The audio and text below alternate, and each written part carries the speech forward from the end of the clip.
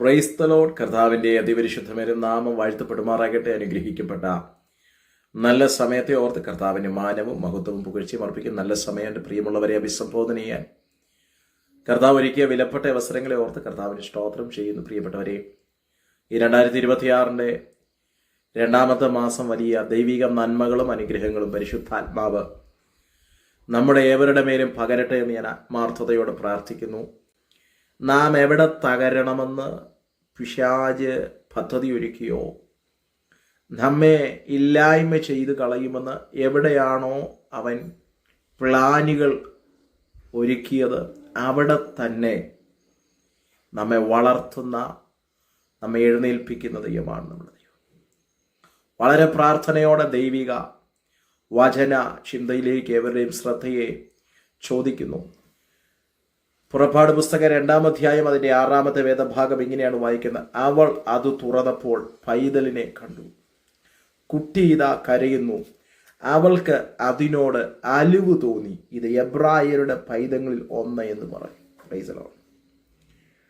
വളരെ പരിചിതമേറിയൊരു തിരുവചന ഭാഗമാണ്. മോശ എന്ന ന്യായപ്രമാണത്തിൻ്റെ വക്താവ് എന്നറിയപ്പെടുന്ന മനുഷ്യൻ തൻ്റെ ജന്മത്തിന് തൊട്ടു മുൻപേ തനിക്കെതിരായി മിസ്രൈമിൽ ഫറവോന്റെ കൊട്ടാരത്തിൽ നിന്നൊരു കൽപ്പന പുറപ്പെടുകയാണ്.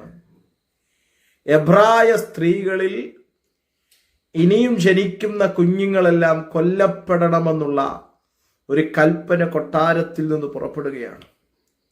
കാരണം ഒന്നേ ഉള്ളൂ, അവർ പെറ്റുപെരുകി മിസ്രൈമിനോട് യുദ്ധം ചെയ്യുന്ന പക്ഷം അവർ ജയിച്ച് അവർ മടങ്ങിപ്പോകുമെന്നുള്ളൊരു ചിന്ത ഫറവോന്റെ ഹൃദയത്തിനകത്ത് വന്നപ്പോൾ ഫറവോനെടുത്ത തീരുമാനമാണ്, ഇനി എബ്രായ സ്ത്രീകളിൽ ജനിക്കുന്ന ആൺകുഞ്ഞുങ്ങളൊക്കെയും കൊല്ലപ്പെടണം. പ്രിയപ്പെട്ടവരെ, ഈ പ്രാരംഭ സെക്കൻഡുകളിൽ ഞാൻ എൻ്റെ പ്രിയപ്പെട്ടവരോട് കൈമാറാൻ ആഗ്രഹിക്കുന്നൊരു ദൂത്, നിയോഗമുള്ളവനെ ദൈവിക ആലോചനയ്ക്കനുസരിച്ച് മൂവ് ചെയ്യാൻ ദൈവം ആഗ്രഹിക്കുന്നവനെ തകർക്കാൻ അന്നും ഇന്നും എന്നും പിശാചും പദ്ധതികൾ ഒരുക്കും. എന്നാൽ ആ പദ്ധതികൾക്കെല്ലാം അതീതമായി നമ്മെ സംരക്ഷിക്കുന്ന, നമ്മെ പ്രൊട്ടക്റ്റ് ചെയ്യുന്ന ഒരു ദൈവത്തിന്റെ കരമുണ്ട് എന്നുള്ളത് വിശുദ്ധ വേദപുസ്തകം നമ്മെ പഠിപ്പിക്കുന്നു. മോശയെ ഇല്ലായ്മ ചെയ്ത് കളയാൻ, ദൈവജനത്തിന്റെ പുറപ്പാടിൽ അല്ലെങ്കിൽ ദൈവജനത്തിന്റെ കഷ്ടത കണ്ട് അവരുടെ നിലവിളി കേട്ട് അവരെ പുറത്തു കൊണ്ടുവരുവാൻ ദൈവം മോശ എന്നൊരു മനുഷ്യനെ ഭൂമിയിലേക്ക് ജന്മം കൊടുത്തയക്കുകയാണ്. ഇന്നെന്റെ ഈ ശബ്ദം കേട്ടുകൊണ്ടിരിക്കുന്ന പ്രിയപ്പെട്ടവരോട് ഞാൻ പറയാം, നമ്മുടെ ഏവരുടെ മേലും ഭയങ്കര നിയോഗങ്ങൾ പലവിധമായ വിഷയങ്ങളിൽ പകർന്നിട്ടുണ്ട് പരിശുദ്ധാത്മാവ്. എന്തിനാ?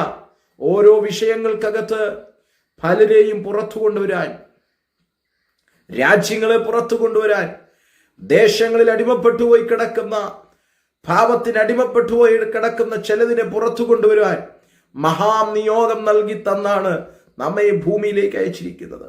എന്നാൽ ആ നിയോഗത്തിനെതിരായി ചലിക്കുന്ന ചില അന്ധകാര മേഖലകളുണ്ട്. മിസ്രൈമിലെ ഭരണാധികാരിയായ ഫറവോൻ എടുക്കുന്ന തീരുമാനം, ഫറവോൻ പറയുന്ന വിഷയം, എബ്രായരിൽ നിന്ന് ജനിക്കുന്ന ആൺകുഞ്ഞുങ്ങൾ ഇനിയും കൊല്ലപ്പെടണം. കാരണം ഒന്നേ ഉള്ളൂ, ഇനിയും അവിടെ ആൺകുഞ്ഞുങ്ങൾ ജനിച്ചാൽ ഇസ്രായേൽ മക്കൾ പെറ്റുപെരുകി അവർ മിസ്രൈം വിട്ടു പോകുവാനിടയായിത്തീരും. എന്നാൽ അതൊന്നുമല്ല, നിയോഗമുള്ള ഒരുവന്റെ ജന്മത്തിന് പിറകിൽ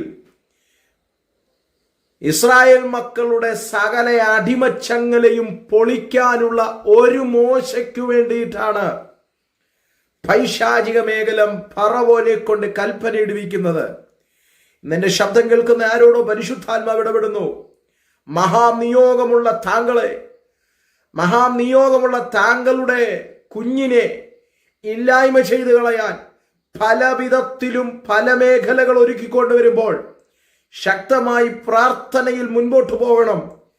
അവൻ ഒരുക്കുന്ന പദ്ധതികളും അവൻ ഒരുക്കുന്ന കുരുക്കുകളും മഹാനിയോഗത്തെ തടുത്തു നിർത്തുവാനോ തകർത്തു കളയാനോ കഴിയത്തില്ല എന്നുള്ളത് ഇന്ന് ഈ വചനാടിസ്ഥാനത്തിൽ ഞാൻ കൈമാറുന്നു. വായിച്ച വേദഭാഗം ഇങ്ങനെയാണ്: അവൾ അത് തുറന്നപ്പോൾ പൈതലിനെ കണ്ടു.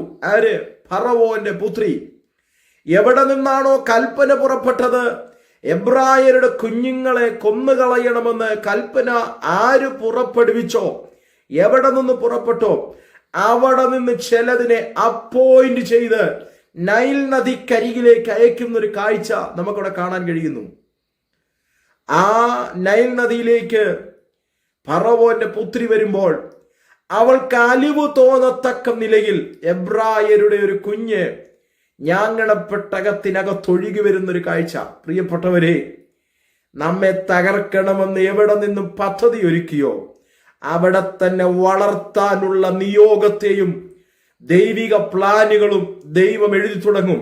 ഒന്നും കൂടെ ഞാൻ ആവർത്തിച്ചു പറയാം: നമ്മെ എവിടെ അവസാനിപ്പിക്കണമെന്ന്, നമ്മെ എവിടെ തീർത്തു കളയണമെന്ന്, ഇനിയും നമ്മുടെ പേര് പോലും കേട്ടുകൂടാ എന്ന് എവിടെയാണോ കൽപ്പന വന്നത്, എവിടെയാണോ പദ്ധതികളും പ്ലാനുകളും ആവിഷ്കരിച്ചത്, അതേ സ്ഥലത്ത് തന്നെ, അതേ മേഖലകൾക്കകത്ത് തന്നെ അസാധാരണകരമായി നമ്മെ വളർത്തുന്നൊരു ദൈവത്തിന്റെ കരവും ചലിക്കുന്നുണ്ട്. ദൈവത്തിന് സ്തോത്രം ചെയ്യും.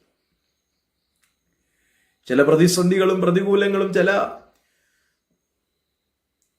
പദ്ധതികളും നാം കേൾക്കുമ്പോൾ ഇതോടെ തീരുകയാണ് എന്നാണ് ചിന്തിക്കുന്നത്. പക്ഷെങ്കിൽ മോശയുടെ അപ്പനും അമ്മയും സഹോദരങ്ങളും ചിന്തിച്ചു, ഞാങ്ങണപ്പെട്ടകത്തിൽ ഇളയ സഹോദരൻ അവസാനിക്കുമെന്ന്. ഫറവോൻ പറഞ്ഞ, ഭരണാധികാരി പറഞ്ഞ അതേ കൽപ്പന പോലെ ഇവിടെ സംഭവിക്കാൻ പോകുന്നു എന്ന് കരുതുമ്പോഴും അതേ ഫറവോന്റെ കൊട്ടാരത്തിൽ വളർത്തുവാനുള്ള, കൊല്ലണമെന്ന് പറഞ്ഞ് അതേ ഫറവോനെ കൊണ്ട് തന്നെ ഇവനെ വളർത്തണമെന്ന് പറയിപ്പിക്കാനും കരുത്തുള്ള ഒരു ദൈവമാണ് നമ്മുടെ സ്വർഗത്തിലെ ദൈവം. നിന്നെ കേട്ടുകൊണ്ടിരിക്കുന്ന എൻ്റെ പ്രിയമുള്ളവരെ നോക്കി, ചില തലമുറകളെ നോക്കി ഞാൻ ആത്മാർത്ഥതയോടെ ആത്മാവിൽ ദൂത് കൈമാറുന്നു. ചില രോഗങ്ങളും ചില വേദനകളും തീരാവ്യാധികളും കൊണ്ടിട്ട് ഇല്ലായ്മ ചെയ്തു കളയും. ഇനി അവന്റെ ഭാവിയില്ല, ഇനി അവന്റെ കുടുംബം നിലനിൽക്കത്തില്ല, ഇനി അവനെക്കുറിച്ചുള്ള പേര് കേൾക്കത്തില്ല എന്ന് ചിലത് ശത്രുവായവൻ ആവിഷ്കരിച്ച് പദ്ധതികൾ ആവിഷ്കരിക്കുമ്പോൾ, മറുസൈഡിൽ അതിനും അപ്പുറത്തായി മഹാനിയോഗത്തെ നൽകി തന്ന സർവശക്തനായ ദൈവത്തിന്റെ മഹാകരം ചലിപ്പിച്ച് നമ്മെ വളർത്തിയെടുക്കാൻ, അവിടെ നിന്ന് പൊക്കിയെടുക്കാനുള്ള ദൈവത്തിന്റെ കരവും ചലിക്കും. ഫറവോന്റെ പുത്രി ഞാങ്ങണപ്പെട്ടകം തുറന്നു നോക്കുമ്പോൾ പൈതലിനെ കണ്ടു.